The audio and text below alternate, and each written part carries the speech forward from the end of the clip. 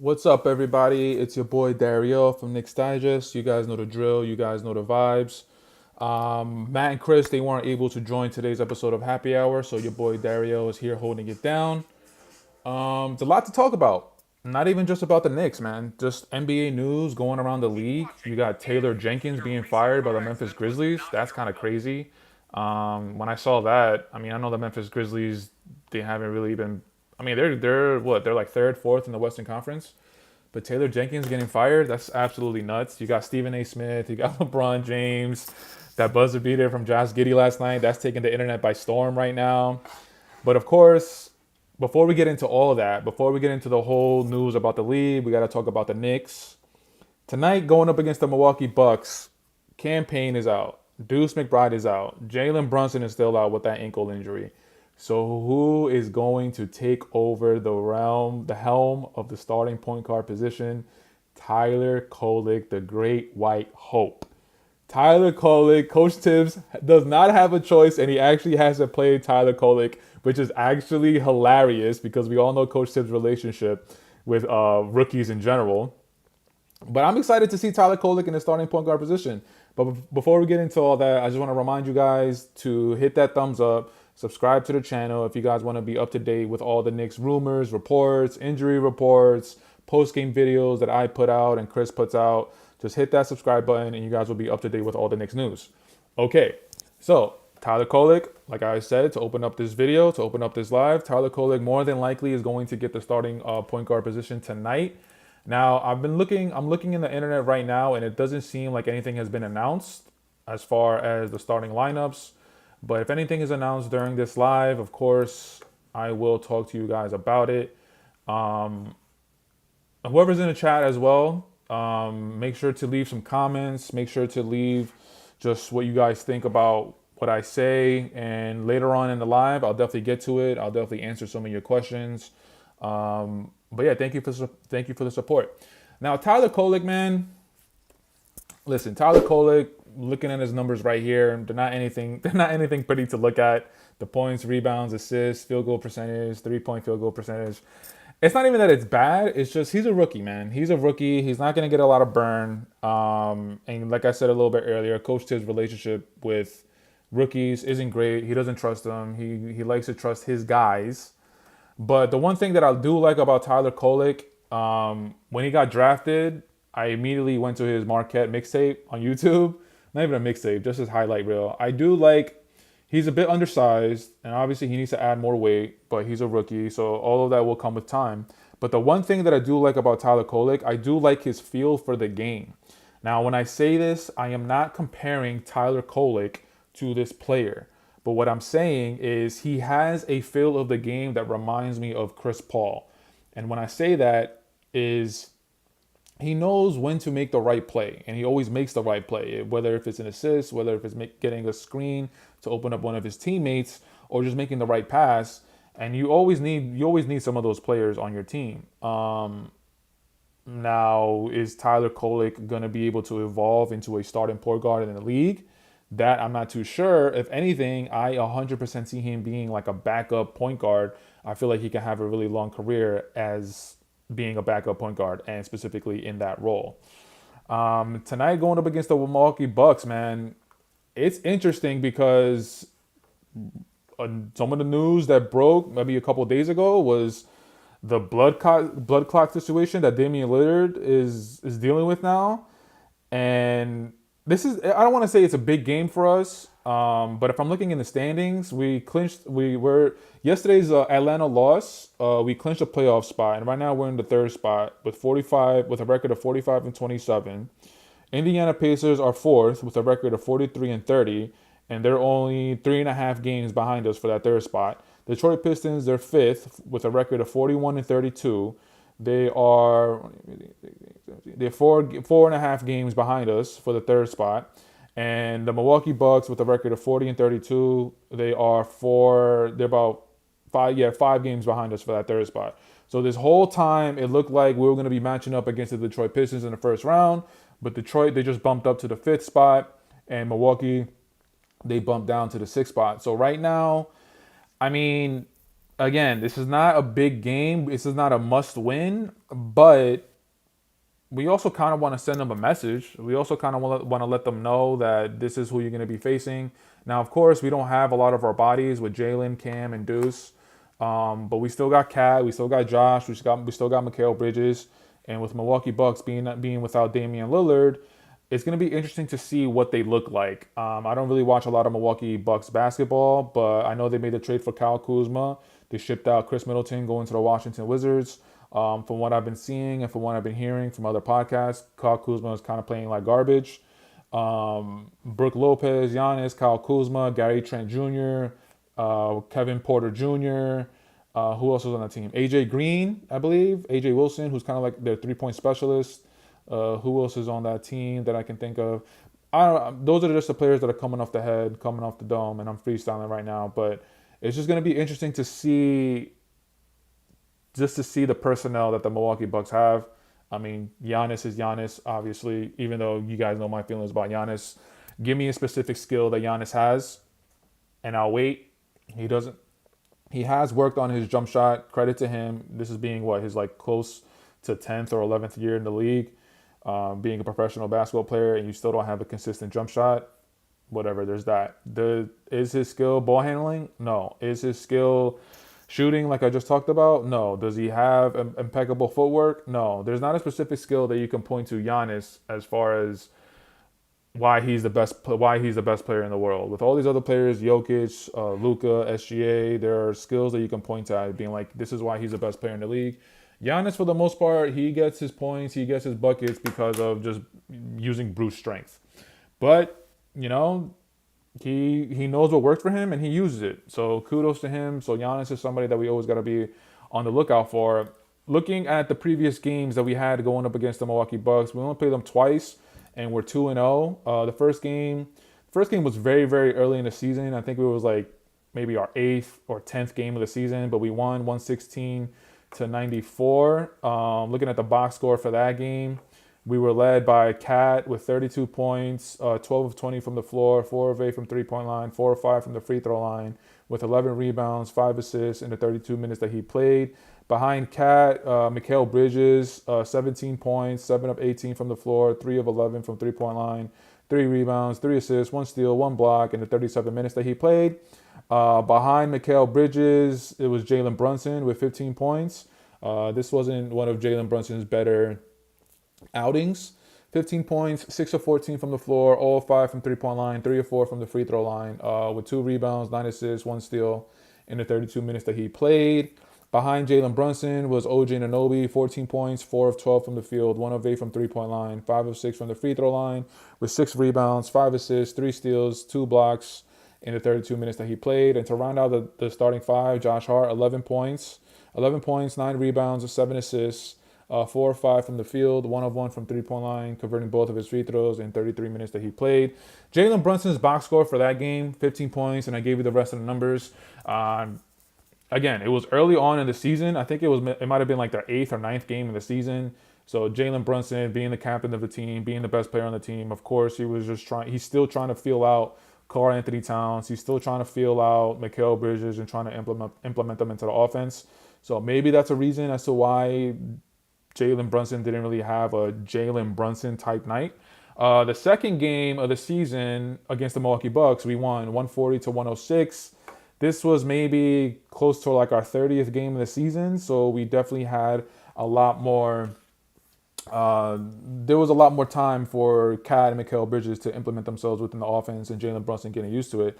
But Jalen Brunson actually had a really big game with 44 points, 16 of 26 from the field, 5 of 10 from three-point line, 7 of 8 from the free throw line, with 5 rebounds, 6 assists, 1 steal in the 29 minutes that he played. Behind Jalen Brunson, we had Cat with 30 points, 18 rebounds, 4 assists, 1 steal, 10 of 16 from the floor, 2 of 5 from three-point line, converting 8 of his 9 free throws in the 36 minutes that he played. Behind Cat, the next offensive leading man from the box score that I'm looking at, we got Josh Hart and OG Anunoby, who finished the game with 11 points. OG Anunoby finished 11 points with 1 rebound, with 2 assists, 5 of 12 from the field, 1 of 5 from three-point line. missing his only free throw attempt at the line in the 31 minutes that he played. Josh Hart, again, finished with 11 points. He finished with 11 rebounds, 4 assists, 1 steal. 35 minutes that he played in that night, 5 of 5 from the floor, 1 of 1 from three-point line, and he didn't attempt or convert any free throws in the 35 minutes that he played. This was around like maybe the 30th game, 35th game of the season. So yeah, Jalen Brunson had a lot more time to just get used to. He had time to implement Mikal and Cat into the offense, like I said before.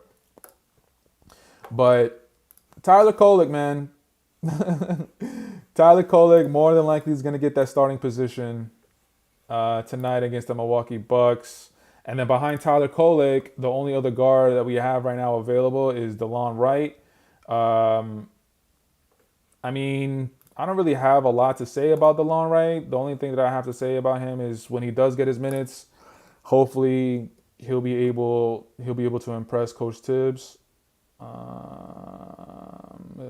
I'm looking to see if there's any news around. I'm looking to see if there's any news around the internet right now where they announce any starting lineups.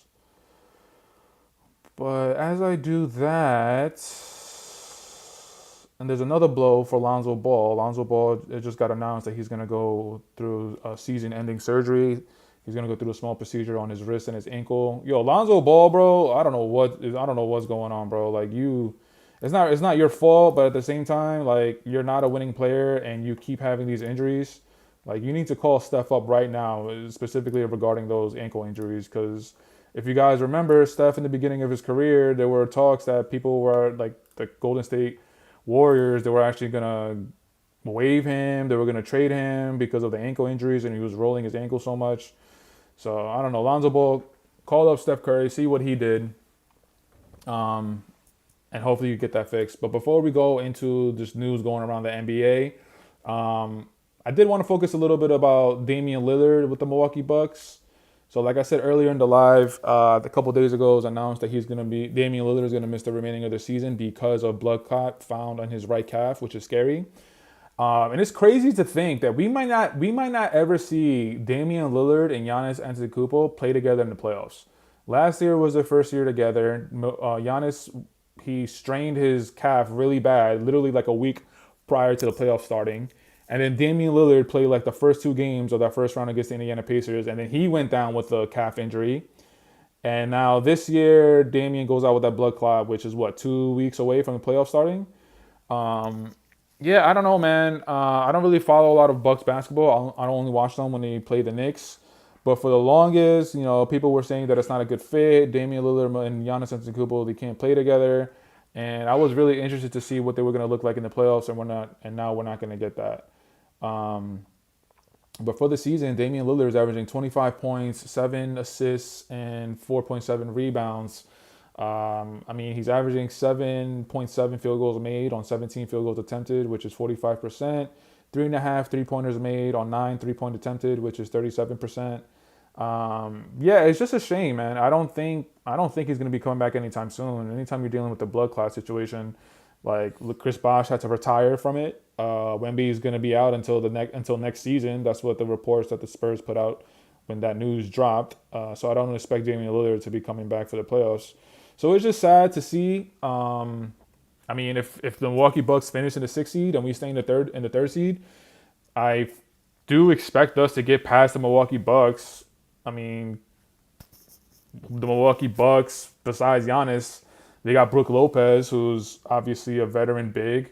He has championship experience. Kyle Kuzma has championship experience. People forget that he was a part of that Lakers bubble team. Kyle Kuzma does have championship experience, but I don't trust Kyle Kuzma to show up. Especially with Damian Lillard being out, that means a little bit more pressure on Kyle Kuzma to produce. And Gary Trent, who I think was on that Toronto Raptors championship team, I could be completely wrong. But I'm just looking at the landscape and the personnel that the Milwaukee Bucks have. Giannis is Giannis, top 75. You 100%, you got to be scared. You got to be worried for Giannis. But other than that, the Knicks, Jalen Brunson is going to be back by the time the playoffs come around. Deuce, Payne, I think we'll be at full strength. Hopefully there's no hiccups from now until the playoffs with some other players getting injured. Hopefully there's no hiccups. But we should be at full form and going up against the Milwaukee Bucks. We should be able to get past them in the first round. Um, I mean, that's pretty much what I got about that. Let me go into the comments. Let me see if there's anybody in the comments. Let me see if you guys have any questions for me or if you guys have any remarks after anything that I said. And then if anything, I do want to talk about some news just going around the NBA, but let me look at the comments.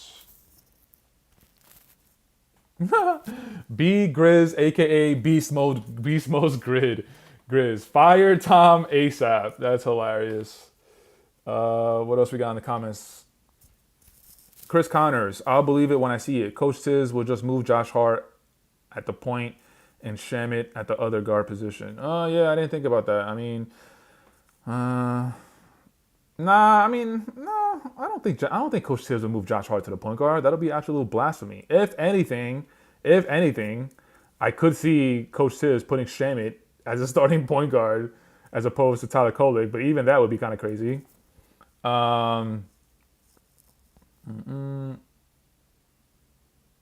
Yuri Ark. So Grizzlies fired their coach today. I'm really glad our FO does things with a purpose instead of being dysfunctional. Regardless how we feel about Tibbs, he got us to the playoffs 3 times in a row. He also says we haven't been to the playoffs that many times at all. Want to know when was the last time we've been in the playoffs besides Jalen Brunson era, 2012 and 2013. Well, the 2012-2013 season, I think, is what Yuri is referring to. Yuri also adds that we sucked for a decade. Regardless how we feel about Tiz, we also got to praise him for turning around the Knicks. Damn, Yuri is going on a comment spree, which I'm not mad at. Has the season been a roller coaster? Yes, 100%. Has it been filled with up and downs? Yes, but I believe we should give Tibbs a pass this year. It's a year one team trying to figure it out. And then the more recent comment, Khadija Lopa, any idea when Brunson is coming back? Honestly, the only update that we had was I think Jalen Brunson was on his podcast with Josh Hart, and he was talking about that he's out of the boot. He's walking around, and I think they're just waiting. They're waiting for Jalen Brunson to feel like he's 100% rather than trying to speed up the process. I haven't seen any other reports from Shams or anybody else in the Knicks. I mean, if anything, I would probably maybe by next week. I want to look at the remaining schedule. So including today, we have 10 games left. So today we're in Milwaukee. Sunday we're home against the Blazers. Tuesday we're home against the 76ers. Next Wednesday we're going to be at Cleveland. April 5th we're at Atlanta. April 6th we're home against the Suns. April 8th we're home against the Celtics. April 10th we're at Detroit. April 11th we're home against the Cleveland Cavaliers. And then April 13th, we're home against the Brooklyn Nets. Even though the April 13th game is at Brooklyn, that's still home because obviously it's Brooklyn. No offense, Brooklyn Nets. If anything, I would probably expect me personally, I would probably expect Jalen Brunson to be back playing within the last 4 games. So I'm looking at the April 8th target. Starting April 8th against the Celtics, anywhere from April 8th going on down, I would expect Jalen Brunson coming back. It's also interesting to think about Jalen Brunson. Hold on, give me a second, guys. Cool. So Jalen Brunson so far this season, he's played 61 games, I believe. Let me just double check that. Yeah, he's played 61 games. So he only needs 4 games in order to qualify for All NBA. And I fully expect, so looking at that, I fully expect him to play the last 4 games. The last 4 games just to qualify for the All NBA team. He'll probably be second team, maybe third team with this ankle injury. Maybe the voters were kind of knocking for missing a chunk of time. But if he comes back and he plays the last 4 games, I fully expect him to be minimum All NBA third team. Kareem Grant, salute. Queens got the money. Queens got the money long time, no cash. You know the drill. You know the vibes. I do want to go back to something you guys talked about a little earlier in the chat. Just the idea of Tibbs. There was that, I guess it was a rumor, or it was just something on the internet. It was earlier last week talking about Spo being linked to the Knicks as a head coach. Listen, I've said this since even after we lost to the Atlanta Hawks in the first round of the playoffs, where we were led by Julius Randle. Derrick Rose was on that team. Alec Burks was on that team. Nerlens Noel, I think, was our starting big. After we lost in the first round against the Atlanta Hawks in that playoff series, I've been saying that Coach Tibbs is not the coach that's going to get us to the promised land. And when I say get us to the promised land, I mean get us to an NBA Finals. I do not think that he's going to be the coach to get us to the finals and win an NBA championship. But does that mean that Coach Tibbs, it was a failure? Not necessarily. Because remember, before Coach Tibbs got hired as the Knicks head coach, we were absolutely in just purgatory. It was pretty bad there for a while. Coach Tibbs got hired. It took us 2 seasons until we could get back to at least the playoffs. And that first round playoff series against the Atlanta Hawks, it was a disappointment because we were the 4th seed and Atlanta was the 5th seed. So technically, it was an upset. But then we get Jalen Brunson and we go to the playoffs and we get to the second round both years. Jalen Brunson gets to the Knicks. But there is a ceiling with Coach Tibbs, man. There is a ceiling. And everybody knows Coach Tibbs' philosophy. He's going to run his guys into the ground. And he's going to play them 37, 38 minutes on a February 2nd game that's in Utah. And I don't know. I get it. You know, he trusts the guys that he trusts. But in today's world, with all the analytics and all the technology that each team and each organization has, like they're able to track the minutes that the guys play, and they're able to track the recovery and the sleep hours. Like you hear all that stuff that the NBA media, the talking heads, they talk about. And if you're looking at it from that perspective, Coach Tibbs is the worst coach to have on a team because he comes from the background of just playing your guys, and you need to play all the minutes that I give you. So I get it. I get why people don't want that, but I also get it from Coach Tibbs' standpoint. He comes from an older era. But this year, I'm going to be keeping an eye on all of our players. I'm going to be keeping an eye on OG and Anunoby because if you guys remember last year, Game 4, Game 5, he goes down with that crazy hamstring strain, and he was coming from an organization from the Toronto Raptors where they didn't have Coach Tibbs as a coach. So he comes from that to Coach Tibbs. I believe the trade during last season was, it was maybe like, was it this? No, it was definitely January or February, not December. It was January, February when the OG trade happened. And then from there on out, he was playing Coach Tibbs minutes. So what I'm basically saying is that hamstring strain, could you equate it to the amount of minutes that Coach Tibbs was playing OG? And take a look at some of the other injuries as of recent. I mean, Jalen Brunson just landed on someone's foot. I don't really think you can equate that to Coach Tibbs' minutes. Deuce, growing contusion. I don't think you can equate that to Coach Tibbs' minutes. Mitchell Robinson with a stress fracture. The first time, that's really far back. I don't really remember exactly what happened.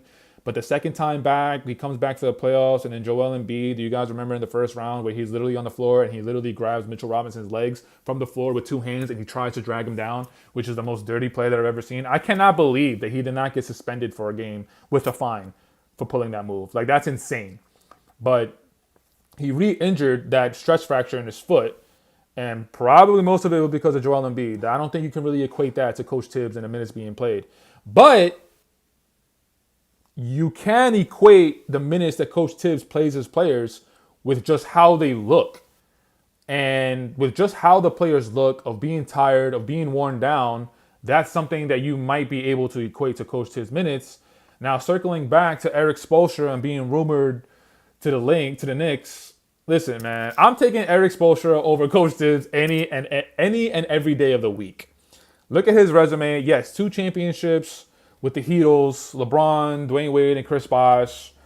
Did he have the talent to do it? 100%, man. But I think if you ask any coach, the number one thing if you ask a coach, what do you need in order to be a successful team in order to be a successful organization. I think the number one thing that a coach would say is talent. So you can't knock him for getting those 2 championships with one, LeBron James, who in my opinion is the second best player of all time. You can't knock him for having Dwayne Wade, who in my opinion is the third best shooting guard of all time, behind Michael Jordan and behind Kobe Bryant.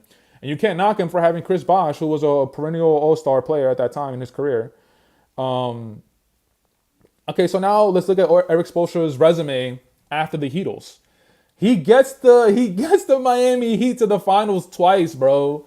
With the talent that they have, bro. He gets the Miami Heat being led by Jimmy Butler in the bubble, going to the finals, losing to the Lakers, I think in 6. And then he gets them to the finals in 2023, I believe, against the Denver Nuggets, and they lose in 5 games, but they were just completely overmatched. But they beat the Milwaukee Bucks in the first round as an 8th seed.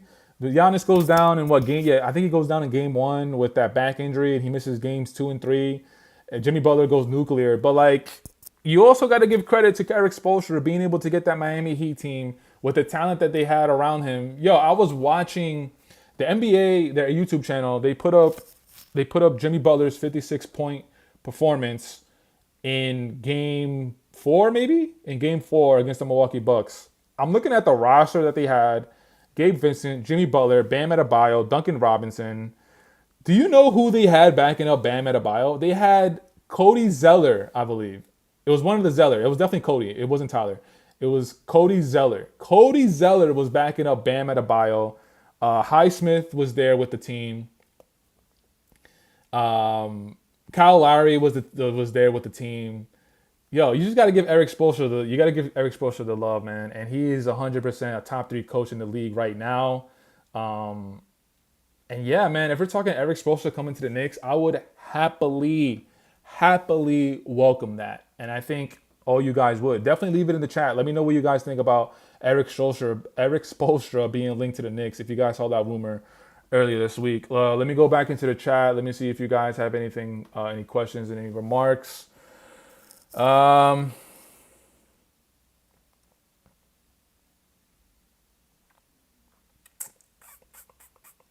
new comments. All right, let me go back to see if there's been any new reports of the starting 5 for the Knicks.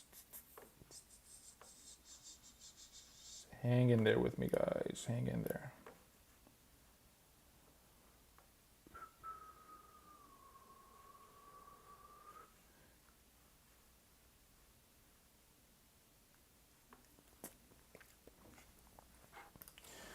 All right, so what I do have is the Bucks injury report going into tonight's game against the Knicks. So Damian Lillard's out with that blood clot, which we talked about already. Jericho Sims, a Knicks alum, he's not playing because he's dealing with a right thumb sprain. Bobby Portis, he's still serving that 25-game suspension because of that substance found in his blood work a few weeks back. So Bobby Portis, Damian Lillard, and Jericho Sims, those guys are out. Giannis is actually questionable with a left foot sprain. And I'm looking right now, Doc Rivers, he told reporters prior to the game that he's 50-50 to play tonight. So those are the players that are on the injury report for tonight's game against the Knicks. But as far as the Knicks themselves, I don't see anything yet.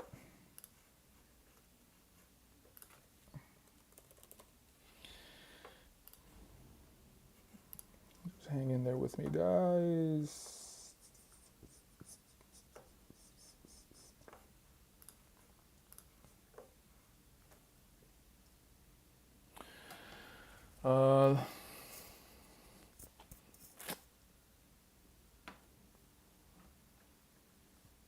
Going back to the comments, Carl Knight, we all should have listened to Dariel about Precious this whole time. Khadiza Lopa, Dariel, you were kind of right about Achua. I don't think the Knicks will re-sign him anymore. Listen, guys, I appreciate the love. I appreciate you guys admitting that I was right the whole time. It's not hate against Precious, bro, but it's just when you watch the game, it's like it's obvious. I don't know what it is with him exactly. He has all the talent to be a good backup, but he just has these like mental mistakes, these mental hiccups where it's like, and it's not a one-time thing. it's kind of like a consistent thing where he does something good, he takes one step forward, and then he takes like 3 steps back. Um, yeah, I mean, going back into the last offseason, I remember when the Philadelphia 76ers, when they signed Yabusele, I remember making a video about that we kind of missed it. Yabusele had a crazy Olympic run, and if you guys remember in the gold medal game, he dunked on LeBron James. Um, I like the Yabusele a lot. I really thought that the Knicks should have looked at him. There was another big out there. Now that I can't think of the backups that were signed in the offseason. But Precious Achua, yeah, last offseason he signed for a 1 year deal. I don't know what the free agent market looks like this offseason. I don't know who's out there. All I know is if we can try and get somebody better who's gonna be able to just consistently who's gonna be consistently a viable option as our backup big. The good news, Mitchell Robinson is back. So but we also got to wait to see what Coach Tibbs is going to do, depending on who we match up in the first round, or if Coach Tibbs wants to put Mitchell Robinson into the starting lineup these last 10 games. Because as you guys know, Mitchell Robinson going into the starting lineup, that means that more than likely Josh Hart will probably be going to the bench. And if Josh Hart goes to the bench when everybody's back and healthy, that's going to add a little bit of depth to our bench, which would be cool. Deuce and Josh Hart 100% will be the first two coming off the bench. But after Deuce and Josh Hart, Precious Achua would be the other automatic third person. And you guys know Coach Tibbs, he likes to keep the rotation very, very short in the playoffs. Usually up to 8 men. That ninth spot, if Coach Tibbs starts to feeling froggy, it's going to be between Payne and Landry Shamet. Yeah, we'll see what happens. But yeah, thank you for showing me love about Precious. So if I do tell you guys something in the future, if I don't like what I'm seeing from a particular player, just know to ride with me. Just know to ride with me. Going back into the comments, Luke Cornett, Shoquan, shout out to you. Shoquan, we should consider Luke Cornett, Kelly Oubre, and Aaron Holiday for our bench. What do you think? Luke Cornett, that's the big man. That's the big man for the Boston Celtics, right? Honestly, I would take him over Precious, 100%. I don't care that Precious has the ability to shoot the ball. I don't care that Precious has the ability to shoot the three. Luke Cornett knows what he does good, and he does it really well. He is a rotational big that finishes alley-oop plays, that sets the screens to open up Jason Tatum, Jalen Brown. He cleans up the glass. Like, I would rather have Luke Cornett over Precious Achiuwa any day of the week, 100%. And it's consistent. He doesn't have one good game and then he has 4 bad games. Luke Cornett is consistent throughout just the whole season. Kelly Oubre and Aaron Holiday. I always liked Kelly Oubre, honestly. I always liked him, and I never really understood why he's always bouncing around from team to team. Philadelphia this season. He was at Golden State a few seasons ago. Yeah, I never understood what Kelly Oubre just bounces around. I mean, I don't know what his productivity looks like as far as field goal percentage and 3-point field goal percentage, but as far as like just the makeup of his game, athletic, he's like 6'8", 6'9", able to put the ball on the floor. He could hit that mid range. He could hit that 3-point. He attacks the rim. I like his game, man. So yeah, I don't know why he keeps bouncing around. It might be an attitude thing. That's something that I'm not gonna know about because obviously I'm not within those organizations. But all right, so that's the comments. What else? Hang in there with me, guys. Damn, I'm hungry.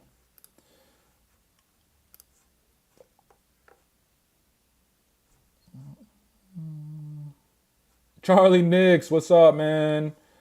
Charlie Knicks, what up? I was waiting for you to join the chat, bro. What up? Drop your comments, drop your remarks. Let me know. I'll get to it. You know the drill. Talk to me, Charlie Knicks. Talk to me. Charlie Knicks in the chat, he just said that he has a hot take. Drop it. I want to hear it.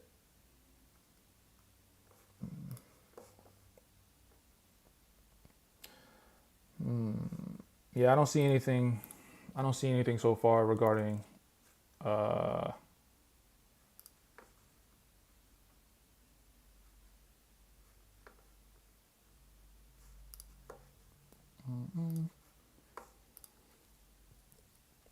So I'm looking at the standings right now. I talked about it earlier in the live. Right now, we're in the third seed. We clinched the playoff spot. I'm not sure if we clinched the third seed. I know we clinched the playoff spot, but I'm not sure if we clinched that third seed. But we're in third. Indiana's fourth. Detroit bumped up to fifth. And the Milwaukee Bucks is sixth.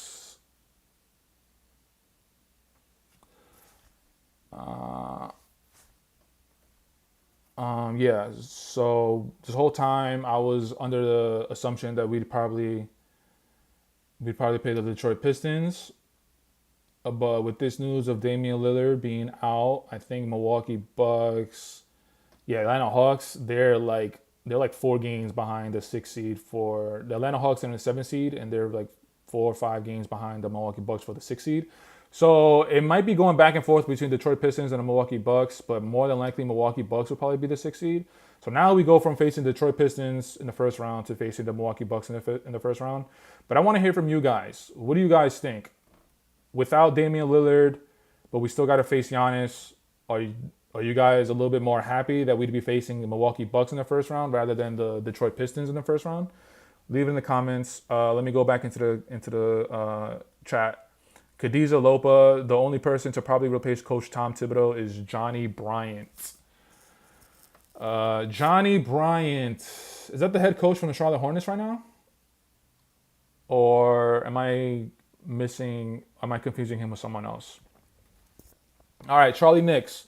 Atlanta Hawks this season has beaten Celtics in the three matchups so far. The Atlanta Hawks have beaten the Celtics twice. If Atlanta stays at the 7th seed, they will end up playing Boston first round. I love the sound of that for us.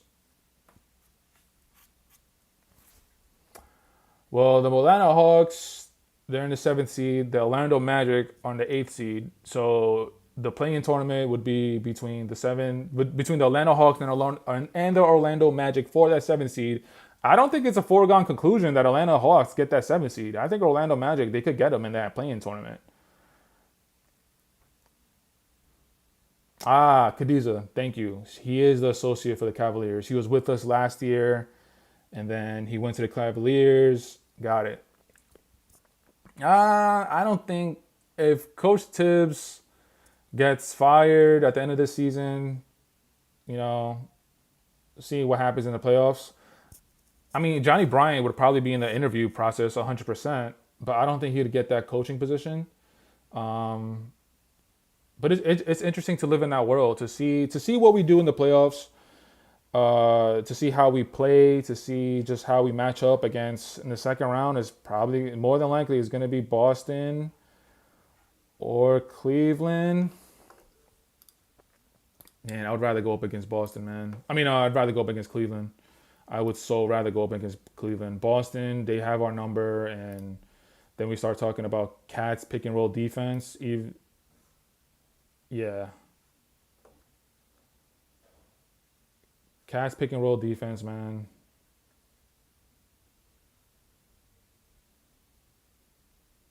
Sorry, guys. Hold on, give me a second.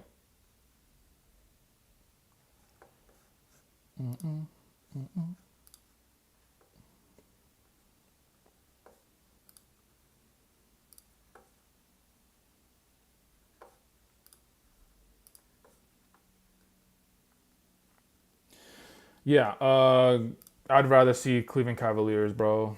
Boston Celtics, I don't know, man. I just think it's going to be very, very hard for us to match up against that.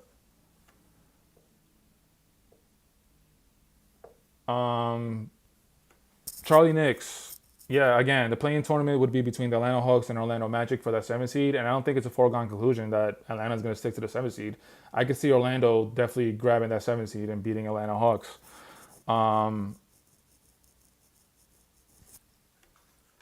on, give me a second.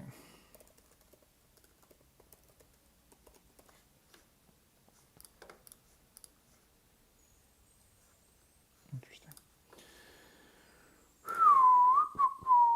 Give me a second.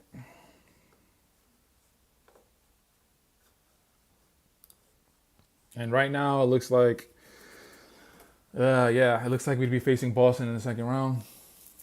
That's going to be tough, bro. That's going to be tough.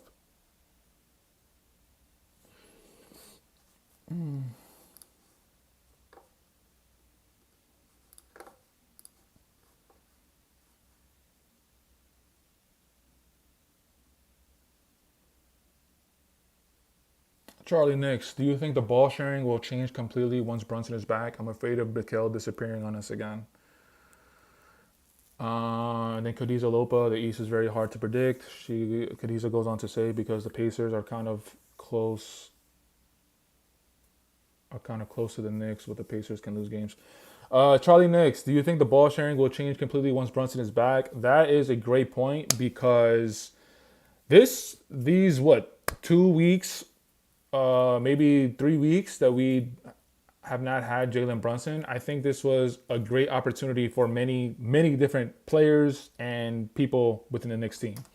Mikal Bridges is going to be able to, he was able to see how he could have an impact within this offense. Deuce McBride is also another player who's going to have a positive impact from Jalen Brunson being out because I have all the confidence in the world in Deuce, but now, and Deuce has all the confidence in himself, but Deuce displaying that confidence, I think is going to give Coach Tibbs even more confidence to play him in those games.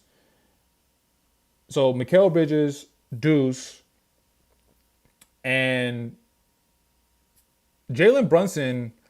Hopefully Jalen Brunson has taken this time out to see how the pieces around him fit. Because before the injury, Jalen Brunson, I don't want to say that he was, all-time Luka Doncic usage rate or Kobe Bryant in like the 2006 season. It definitely wasn't that high. But it was a lot of Jalen Brunson. It was a lot of the ball in Jalen Brunson's hand, pick and roll, pick and pop, attacking the lane. Like, it was a lot of Jalen Brunson. And now that he's had this timeout, he's seen how Mikal Bridges is able to have an impact on the game. And for most of the season, Mikal Bridges it kind of felt like he was just a corner boy, bro. And for the amount that we gave up for Mikal Bridges with his skills and his talent, like we've seen what he's able to do, but to get him and then to kind of like put him in the corner, like part of it is on Mikal. It's not all on just Coach Tibbs. Part of it is on Mikal. Mikal needs to be more aggressive with looking for his shots. Mikal needs to be he just needs to try and implement himself a lot more. So not all of it is on Coach Tibbs. Not all of it is on the rest of the players. Some of it you got to put on Mikal Bridges as well. But hopefully when Jalen Brunson comes back, man, hopefully it doesn't go right away back to what it was. I do want to see Mikal Bridges being inserted into the offense a little bit more. So to answer your question, hopefully the ball movement doesn't stop once Jalen Brunson comes back.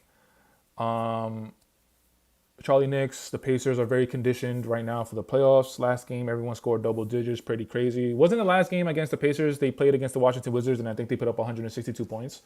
Like, it was absolutely absurd. I think it was yesterday's game. Let me see. Yeah, it's 162 to 109. Jesus. I mean, it's the Washington Wizards, so there's that. But hold on, let me go back into the comments. Let me see what you guys are saying.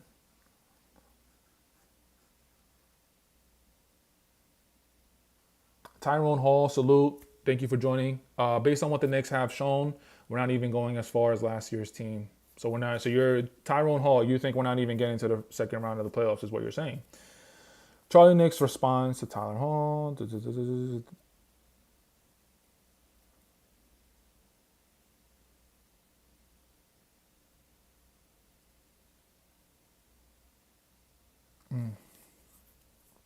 Charlie Nix, you joined the live a little late, but earlier in the live, people were giving me my flowers because they were coming around to what I've been saying about Precious all along, that how he is just not, he's not it. He's not the answer. He's not the guy that we need to back up Cat or Mitchell Robinson. So just wanted to let you know that they've been giving me my flowers. Maybe if you could show a little love, but there's that.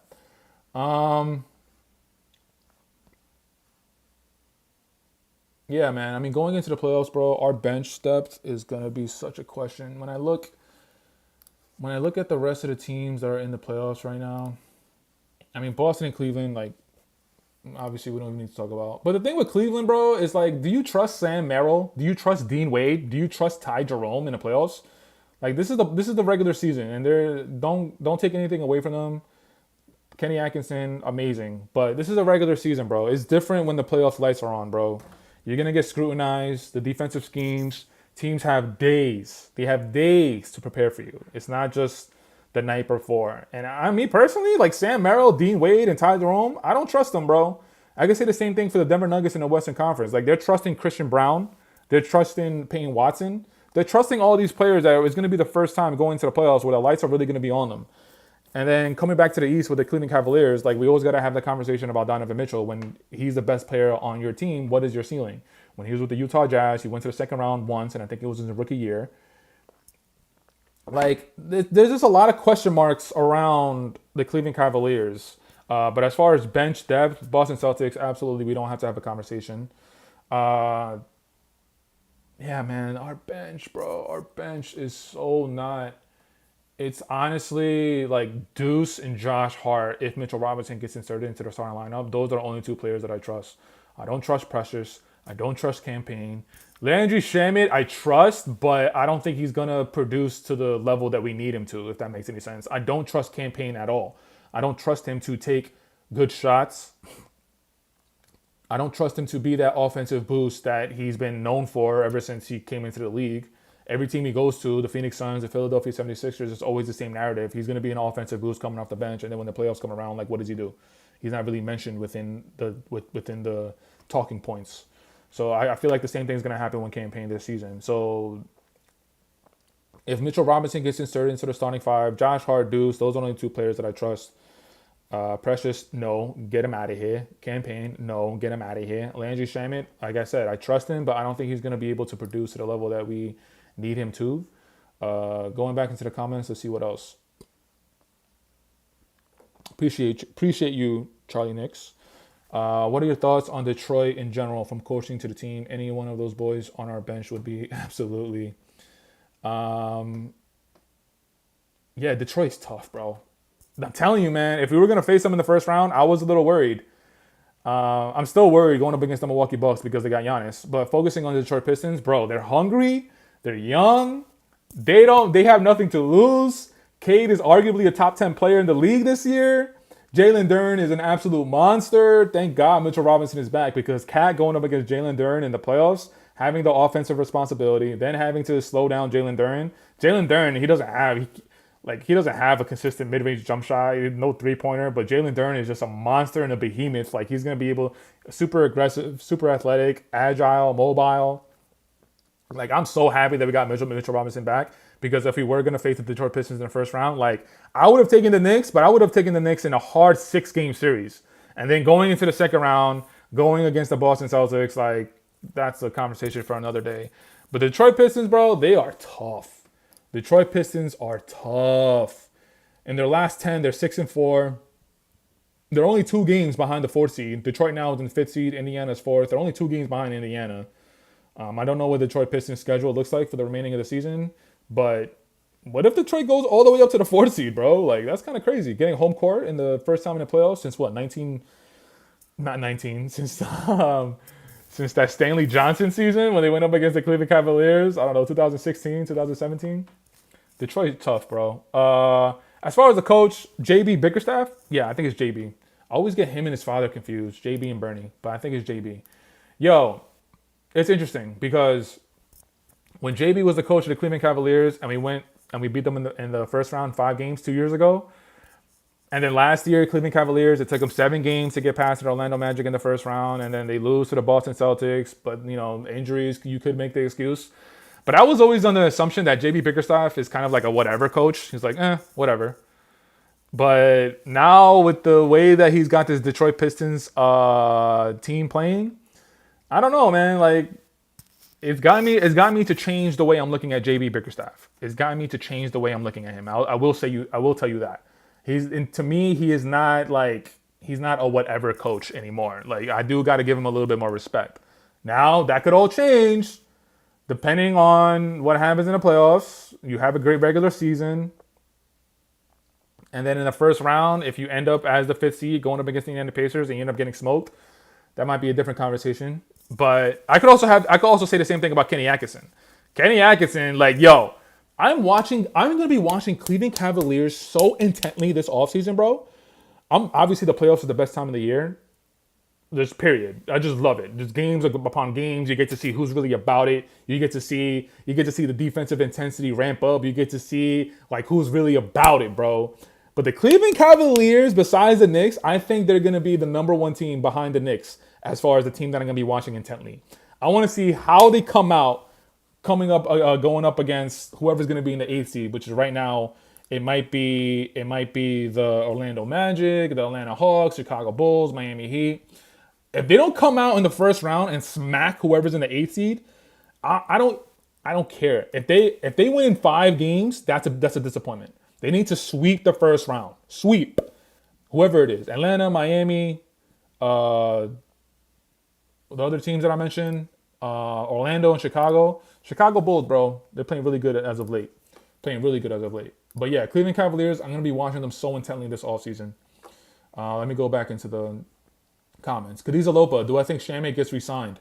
I like Shamit, man. I like Shamit. And like I said a little bit earlier, like, do I trust him? I do trust him, man. I trust him to just be a good rotational player.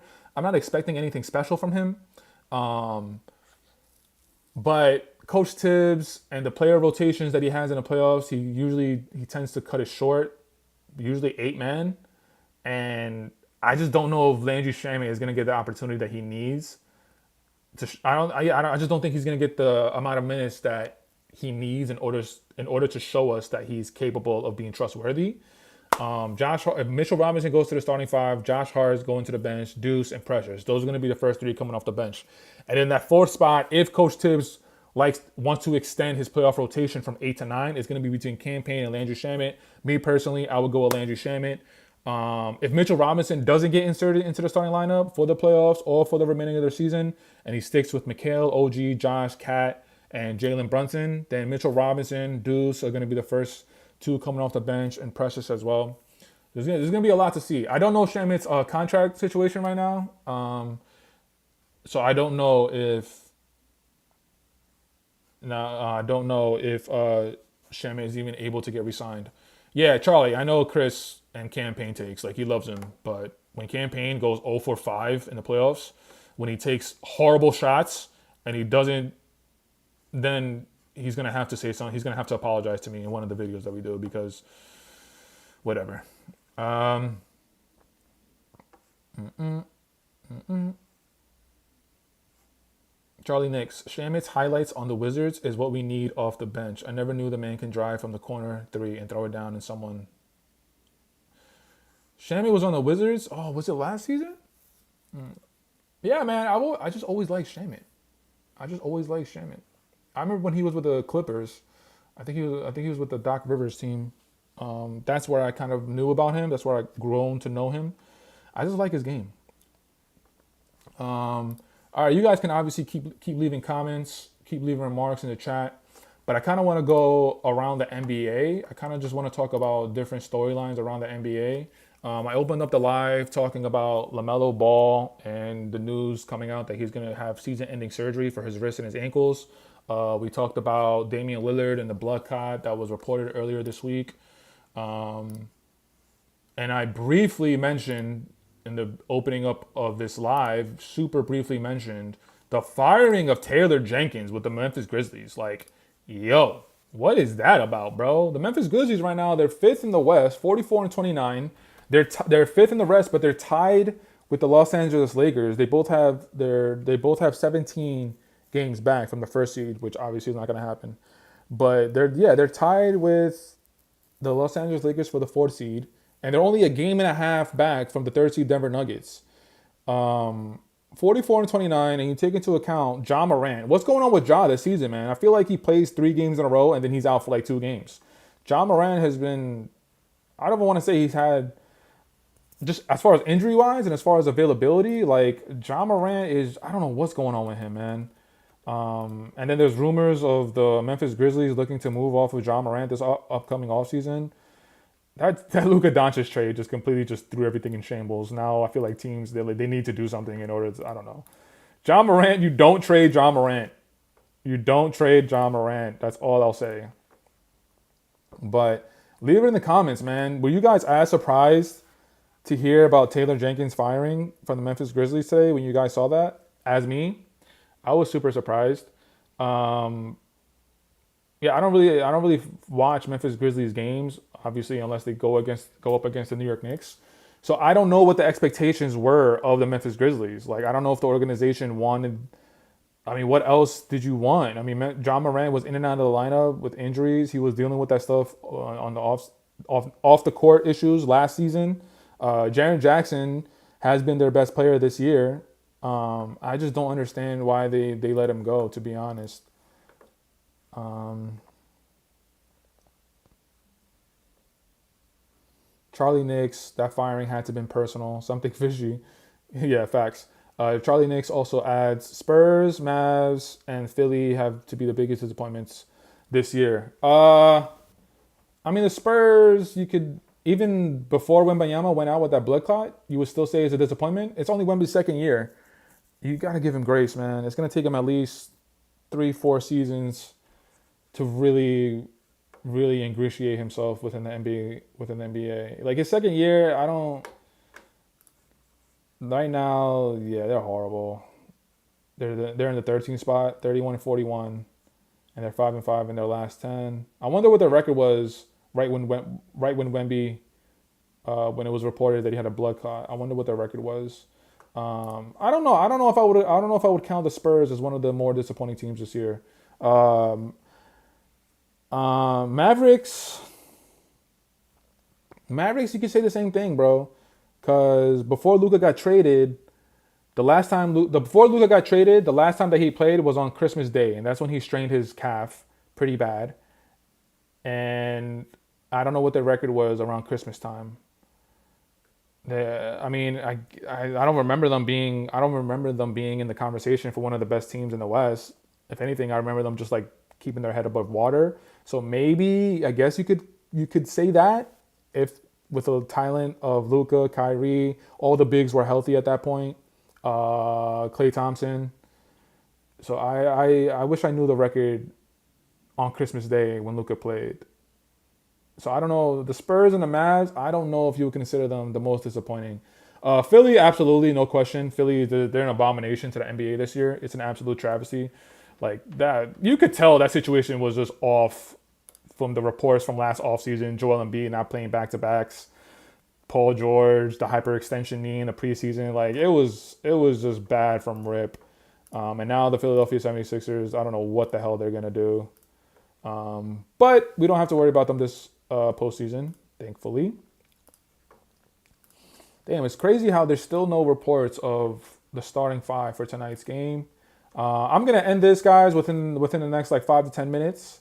So hopefully within the next 5 to 10 minutes, there'll be a report on Twitter from Shams or somebody where it tells us the starting five for tonight's game. But yeah, I fully expect Tyler Kolek to be starting in that point guard position, and hopefully he doesn't get shook, bro, because this is New York. You heard? Hopefully you don't get shook. We don't get shook around here. You heard? Even though I'm in LA.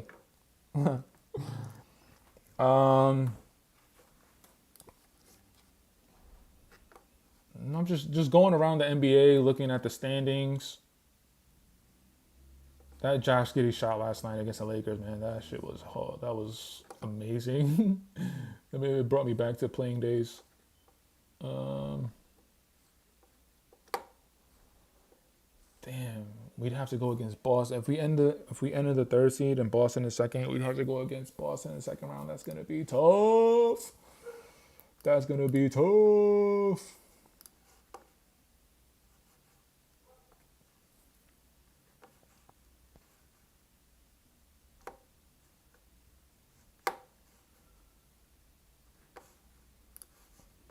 What about Tyrese Halliburton, bro? I feel like he gets kind of disrespected. Let me look his numbers. I feel like he gets disrespected, bro. I like him. I do like him. I guess I wish his productivity was a little better.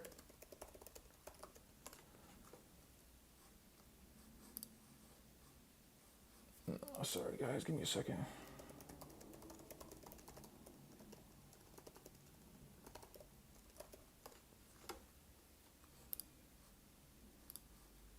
Cool. All right. For the season, he's averaging 18.6 points, 9.2 assists, and 3.5 rebounds. He is averaging 6.5 field goals made on 14 field goals attempted, 47% from the field. 3 3 pointers made on 8 3 points attempted, which equates to 38%.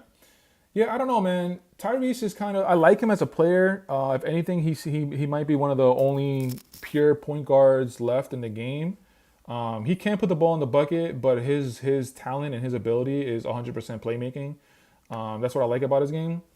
But I mean, right now, first round going up against the Detroit Pistons, Indiana Pacers, Benedict Mathurin, Andrew Neesmith, Miles Turner, Tyrese Halliburton, Connaughton, Thomas Bryant. I like Thomas Bryant. Hey, Thomas Bryant as a backup big. I would have been. I would have liked that. I would have liked that instead of Precious. Yes, I'm going Thomas Bryant over Precious. I said it. I'll say it again. But the Indiana Pacers, like, I can see them being knocked off by the Detroit Pistons, bro. Detroit Pistons, they're tough, man. They're hungry, bro. And I don't think they're scared of anybody. And I think Cade Cunningham is really gonna have. I think he might from the first round. I think Cade Cunningham it might be the topic. I think he's gonna impress people. I think he's really gonna come out here and show why he was a number one pick. And I think he's gonna be the talk of the town for the first round. I think if everything ends the way it is today, I think the Detroit Pistons beat the Indiana Pacers, and I think Cade Cunningham really has a really, really good first round. But yeah, I think Chris's take before the season started, I think that they were going to finish in the play-in, which that was crazy. I'm definitely going to make fun of him next time we do a live or next time we do a duo. But yeah, it's going to be interesting to see. Let me see if you guys got anything in the chat. Khadija Lopa, the Mavs were 19-10 on Christmas Day. Appreciate that. I mean, I guess that's kind of a disappointment. Charlie Knicks, Halle Bailey. Charlie Knicks, I can see Boston and Indiana again. Indiana is way too conditioned. I'm a huge Miles Turner fan. I want him on the Knicks ASAP. Miles Turner, I love him. Solid big. Able to spread the floor. Will dunk on you if you take him lightly. Shoquan, let's just stick with Luke Cornett this offseason. That's hilarious. Yeah, Miles Turner, that's a pipe dream. That's not gonna happen. But Khadija Lopa, thank you for looking up that record for Dallas Mavericks on Christmas Day. 19-10. I guess you could put him as a disappointing team. And Luka was dealing with injuries. He's been dealing with injuries this whole season. He's still dealing with that calf strain. If you watch Luka play, he always I think it's his left calf. He has like an extra sleeve underneath the white leggings that he plays with. Like the white tights that he has an extra black sleeve that he puts on the left calf. But yeah. How long have we been going? I think we've been going for like an hour, guys. Yeah. We've been going just for 63 minutes. All right. I'm going to go right now for you guys. It's 7:05. For me, it's 4:05. I'm going to go until 7:10. I'm going to go 5 more minutes. And then I'm going to wrap it up because we got a game to get ready for. We got a game for Tyler Kolek to get in the starting point guard position and have a triple-double. You heard? But leave it in the comments, guys. Leave it in the chat. Let me know if you guys have any questions that I can get to right before I wrap it up. I just saw that Giannis is available tonight, so it looks like Giannis is going to play tonight. So that kind of sucks for us. But Giannis, you don't have a skill, bro. How about you actually develop a jump shot? How about you actually develop your ball handling instead of just putting your head down and just battling through everybody? Jesus Christ. You're a professional basketball player. Get a skill. That's how I feel. You heard?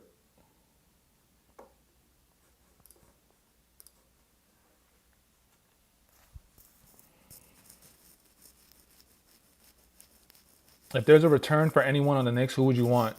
Charlie Knicks. Charlie, what do you mean if there's a return? If there's a return for anyone on the Knicks, who would you want? And number 7, I'm super confused. What I'm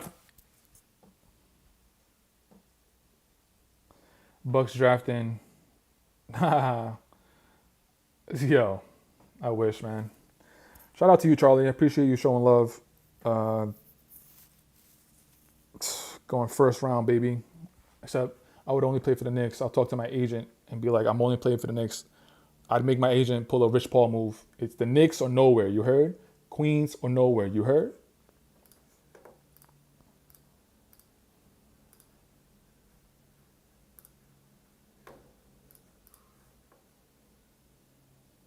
To rejoin the Knicks, former teammates. That's hilarious. And number 7, Charlie Knicks. I'm assuming you mean Carmelo Anthony. If I were to pick anyone to join the Knicks who's played the Knicks, I don't know, man. A prime Patrick Ewing. I don't know, man. Honestly, nah, you know what? I want to show love to Amari, bro. Let's show love to Amari, man. Because before Melo demanded that trade, and before Amari went down with all those injuries, that first half of that season, 2010, 2011 season, the first half of that season, Amari was putting up numbers, man. If Amari stayed healthy throughout his whole career, he never had to get that first microfracture injury surgery for his knee.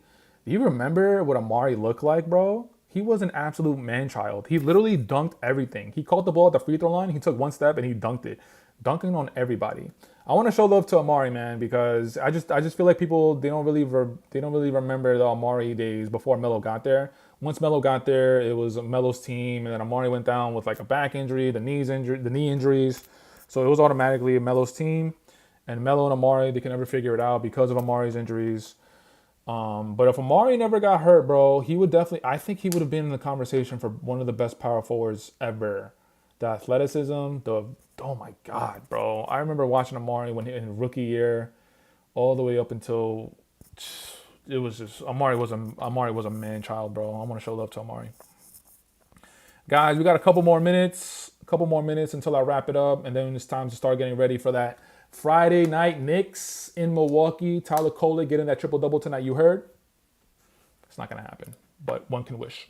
One can wish. Leave it in the chat if you guys have any questions before I wrap it up. And thank you for joining me on today's live, guys. Again, if you guys joined late, Chris and Matt, they weren't able to join today's happy hour, but I'm here holding it down. You know what it is. You know the vibes.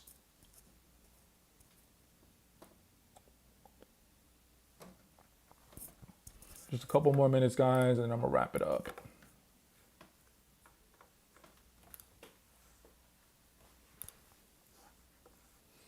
How about Charlie Knicks? Quentin Grimes, bro. Quentin Grimes has been putting up buckets for the Philadelphia 76ers. Absolute buckets. Julius Randle, when he came back from his injury, the Minnesota Timberwolves, they went on a winning streak. I forgot how many games exactly. I forgot how many wins. But Julius Randle, he came back. He added something to that lineup. Quentin Grimes has been balling. And what do they have in common? They both played for the New York Knicks as of recent. There's something about the Knicks lineage, baby. It propels everybody to play better. Nah, I'm playing. All right, guys, I'm gonna wrap it up, guys. So thank you so much for joining me on today's live. Make sure to hit that thumbs up. Make sure to subscribe to the channel. If you guys want to be up to date with all the Knicks injuries, rumors, reports, post-game videos that Chris and I put out, hit that subscribe button and you guys will be up to date. Stay tuned for a post-game video that I'll put out after the Knicks beat the Milwaukee Bucks tonight and after Tyler Kolek has his triple-double tonight against the Milwaukee Bucks. But stay tuned for that. But until next time, you know the drill, you know the vibes. Jalen Brunson for MVP, Deuce McBride for co-MVP, Taj Gibson for president, OG number for defensive player of the year. All the vibes. You guys know what it is. It's Queens or nowhere. Queens get the money. Queens get the money. Long time, no cash. And I'm out. Peace, guys. I'll see you guys next time.